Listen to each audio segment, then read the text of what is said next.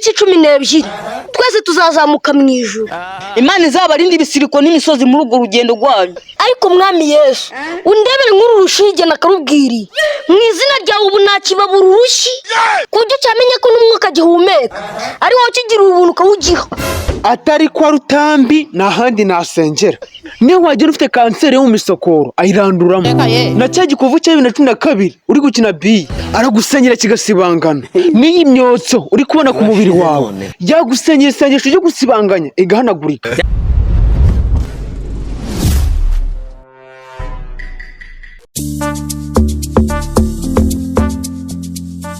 Niko ariko se basha mwabayeho gute urifata ukanyura impande ya pasiteri pe n'umutima ukabikwemerera ugashaka kurengura Kunyura ku muntu se byabaye icyaha hamwe na leta yabiguhanira bikabakarisha unyuze kuri pasiteri Rutambi Kavumbi. ariko wakomeje kwibanda kuri pasiteri ngira ngo ni bimwe byaba abasinzi bo mu kigagi none ubigize impamo. Yesu we ariko man kusa nk'uwaturetse man kusa nk'uwacecetse twagusize imbere twiringiye izina ryawe ariko kuki usa nk'uwatwibagiwe.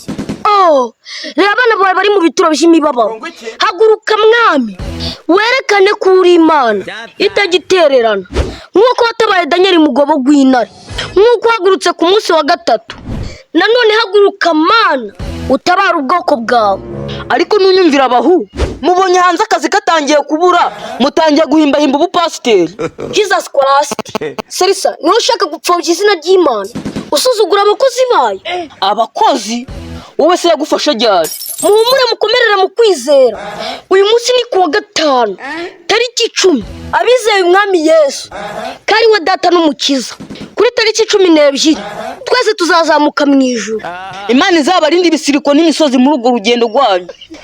Ariko mwami Yesu undebere nkuru rushige nakarubwiri mu izina ryawe ubu nakibabura urushi kujya cyamenye ko n'umwuka gihumeka ari wowe kigira ubuntu kawugiha. Ariko amafaranga ntacyo tazabakoza ubu waraye ucura umutwe pe ngo ukeneye ku ituro rya Salisa. Rabakushata yera mahanda rabasiko rabana Yesu we shanda rabata yere mosha Amanyarwanda sha ibyo ni zero nago wayankuraho gutyo. Abantu basuzugura pasiteri mwami batwima amafaranga y'icyuzi twakobokeye. Mana yanjye nkuramuhirimbiri nakawukubitishije inkuba itagira imvura kigendye. Ariko twe niba hari ikintu kimaze kunyobera nta madini ari muri uyu murenge. Oya wenda bazubaka amagana bayobora imbaga nta dini ryabura nk'iryo kwa pasiteri Rutambi Kavumbi. Yesu mwami Mana yanjye kagateka mutwe nawe ujye gusenga kwako ariko abantu muranashukika uramuginga utura make akaba yagusindira ngo aza gukubite none murifata mukajya gusengayo. Atari kwa Rutambi n'ahandi nasengera. Niyo wagira ufite kanseri yo mu misokoro ayiranduramo. Na cya gikovu cya 2012 uri gukina bi aragusenyera kigasibangana. Niyi myotso uri kubona ku mubiri wawe yagusenyera isengesho ryo gusibanganya igahanagurika. Ariko abantu nitunateye kimwe nanjye njya mbyemera ko nanjye nzi neza ko turamutse duteye kimwe abatubuzi babura ibyo batubura bakazinga bagataha. Niba ari idini rifite umugisha kuri iyi si kwa pasiteri Rutambi Kavumbi ikimenyimenyi yamaye amataratara y'abamarayika. Ayo mataratara sari wayabonye? Ariko 2025 bayisubije muri ya myaka ya kera ndabyemeye. Kera wakuraga radio nk'i Bugande ukaza ukayereka umuturage utarakasiyo wayimuha akagwanga hegitari y'ubutaka. None Kavumbi mara bashukisha ibirinete by'abantu bacukura tuwarete akabakuramo ye buri cyumweru. Reka nigendere ubwo urashaka kungusha.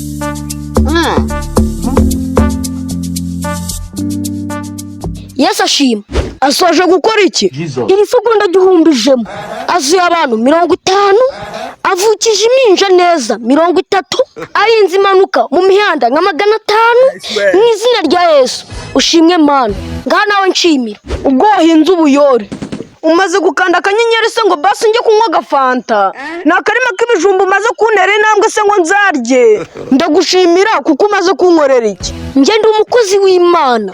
Ariko ibi ni bimwe bavuze, inkoko igatera akagi gato ikirirwa umudugudu yawumajije induru, inka yabyara inyana n'umuturanyi akaba atabimenye. Padiri ko duhora duhura katarambwira ko ari umupadiri, ni uko wakira imbaga kumurusha.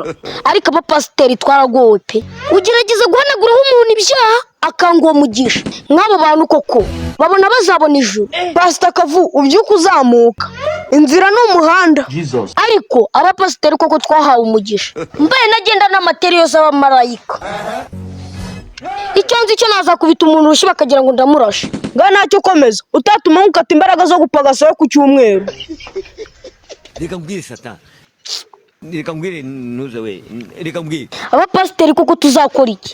Ndaje kuzaca inkoni y'inturusu, umugisha nzawubahata ku gahato.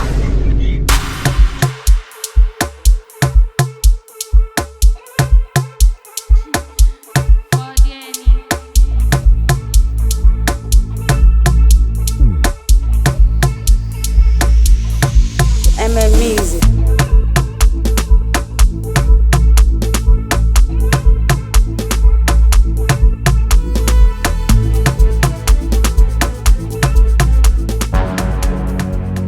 Ruta, salama se. Yesu ashimwe. Ngwiki umukiriye ku kabari ko kwa Kazungu, none utangiye kwivugishwa ngo Yesu ashimwe. Kazu, umukiriye uramuhombye. Ako kuki bavuga akabari mukumva abasinzi gusa. Ubu se barakore tunywera abari kwiriba cyangwa ni ku kabari? Ni ku kabari, ariko bipfira ku cyo yafasheyo. Njye Pasita Kavumi mfata gasoda. Nunambonayo ntuzangiranye na bagenzi bawe. Yes, sinakugereranya nabo rwose, kuko nagatega ari we munywi wa feke dufite. Sinigeze mbona inzoga zamugaraguye nka kuriya bagutanye baguteruye. Ako mana yanjye, ubu ibi bintu nzabishobora? Sha nubu ni nayinda bazakuvumbura. Ndakubwiye ngo urusengero ngomba kuruhindurira izina.